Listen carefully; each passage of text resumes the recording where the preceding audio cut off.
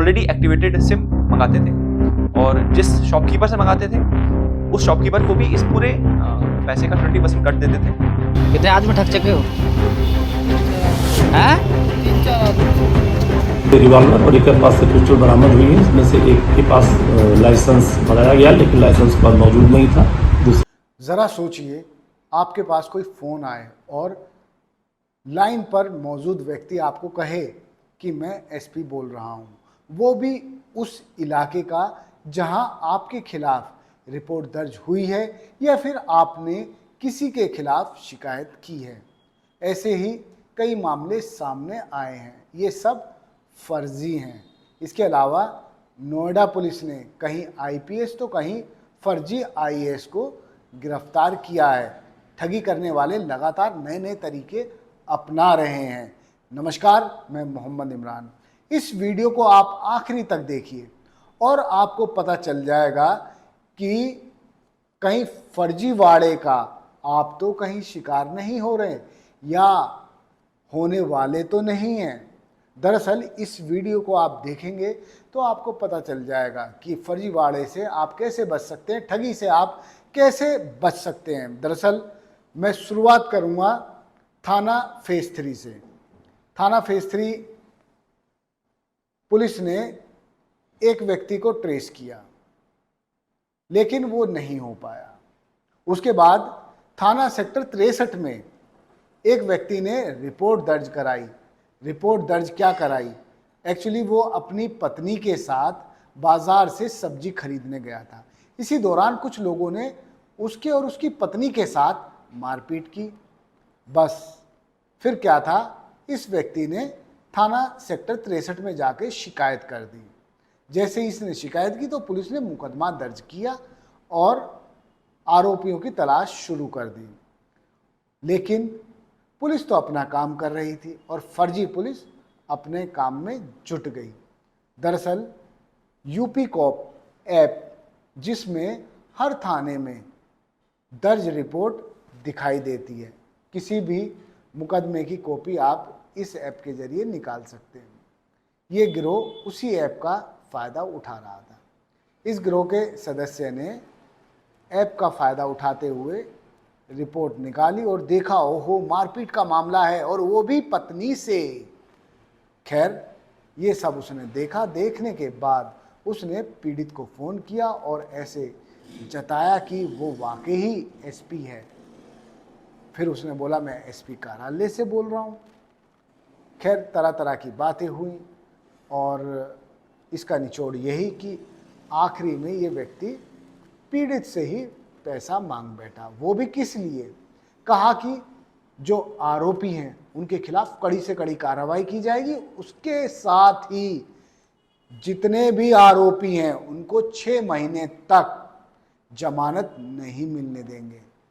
तो आप कुछ नहीं, छोटा सा शुल्क है, 3000 रुपये आप ऑनलाइन पेमेंट कर दीजिए। बस ये व्यक्ति रिकॉर्डिंग कर रहा था। इसने ये पूरी recording, audio recording social media पर वायरल कर दी।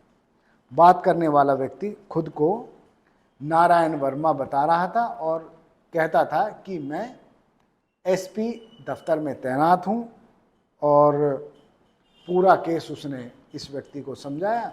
इसको लगा कि वाकई ये एसपी कार्यालय से भी हो सकता है, लेकिन डाउट उसको तब हो गया जब इस व्यक्ति ने 3000 रुपये की डिमांड कर दी, वो भी पीड़ित से। खैर लोग देते हैं, पुलिस का नाम आता है, लोग डर जाते हैं, लेकिन डरना नहीं है। डीसीपी सेंट्रल नोएडा शक्ति मोहन अवस्थी बताते हैं कि जब ये ऑडियो सोशल मीडिया प्लेटफॉर्म पर वायरल हुआ तो पुलिस सचेत हो गई। पुलिस को लगा कि वाकई कोई पुलिस की छवि धूमिल कर रहा है।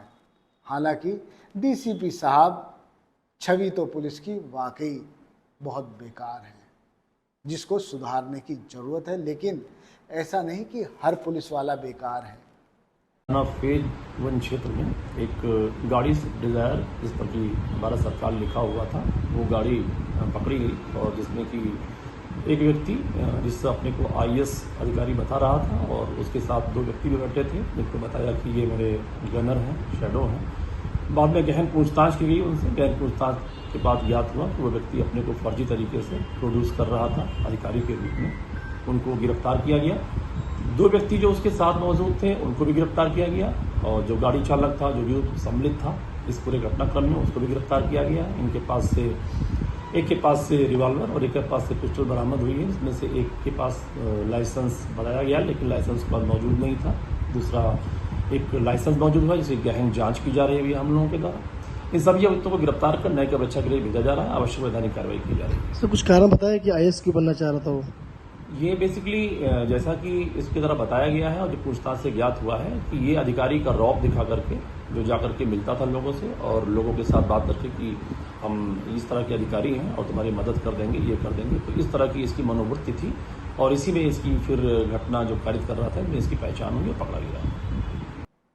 कुछ पुलिस वालों की गलतियों के चलते जनता में पुलिस की छवि बेकार हो जाती है।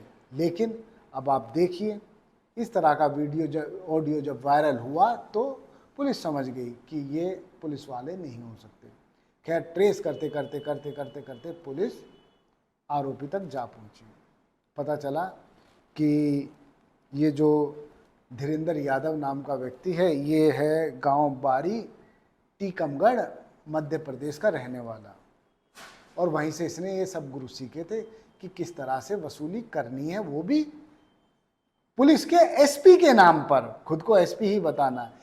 पढ़ाई लिखाई में ये 10वीं फेल है, लेकिन खुद को एसपी ही बताता था।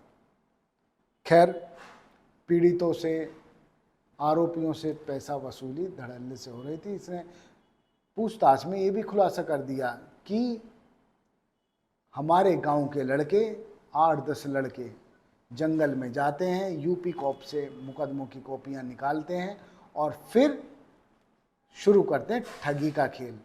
लेकिन 3 से 5,000 रुपये के बीच ही ये लोग पेटीएम, यूपीआई या गूगल पे आदि अपने मोबाइल पर कराते थे। इतना ही नहीं, फर्जी सिम भी लिया करते थे। जिससे फर्जी सिम लेते थे उसी का अकाउंट होता था, लेकिन बदले में उसको मिलता था 20% हिस्सेदारी। अब पुलिस आरोपियों की तलाश कर रही है और इसका जो मुख्य सूत्रधार है धीरेंद्र यादव, उसको गिरफ्तार किया जा चुका है। अब आता हूं मैं दूसरी घटना पर। यह भी नोएडा में ही हुई है। थाना फेज 1 पुलिस ने 4 लोगों को गिरफ्तार किया है, जिसमें बताया ये गया है कि 2 खुद को आईएएस बताते थे और उनके साथ 2 जो चलते थे वो उनके पीएसओ थे। एडिशनल डीसीपी मनीष कुमार मिश्रा कहते हैं कि उनको शिकायतें मिली थी कि कई डिपार्टमेंट से लगातार कुछ लोग ठगी का काम कर रहे हैं। खैर, चेकिंग पुलिस कर रही थी। एक भारत सरकार लिखी हुई गाड़ी पुलिस रोकती है, जिसमें 4 लोग सवार हैं। उनसे पूछताछ करती है। पता चलता है कि 2 लोग अपने आप को आईएएस बताते हैं और 2 उनके पीएसओ हैं। पुलिस इनको पकड़ के गहनता से पूछताछ करती है। पता चलता है कि ये भी 10वीं 12वीं फेल हैं, और लेकिन इनको मालूम है कि आईएएस की वर्किंग क्या होती है। इसी वजह से ये सरकारी दफ्तरों में जाकर कर्मचारी और आईएएस के नीचे काम करने वाले अफसरों को प्रभावित करते थे, अपनी बातों से सहमत करते थे, कन्वेंस करते थे, और फिर उनसे पोस्टिंग और रिलीफ दिलाने के नाम पर पैसा ले लिया करते थे। लेकिन पुलिस ने ये नहीं बताया कि नोएडा में कौन कौन से डिपार्टमेंट में इन लोगों ने ठगी की है। खैर, नोएडा में आपने देख लिया, कहीं फर्जी आईपीएस एसपी तो कहीं फर्जी आईएएस, वो भी अपने जो है पीएसओ के साथ। इसी वजह से मैं आपसे कहता हूँ, गुजारिश करता हूँ, यदि कोई भी व्यक्ति अपने आप को किसी पोस्ट पे बताता है तो आप उसकी वेरिफिकेशन जरूर कर लें, नहीं तो आप भी ठगी का शिकार हो सकते हैं। जल्दबाजी में लिया गया निर्णय आपका खाता खाली कर सकता है। धन्यवाद। आप देखते रहिए जय हिंद जनाब। चैनल को लाइक और सब्सक्राइब करना ना भूलें। जय हिंद।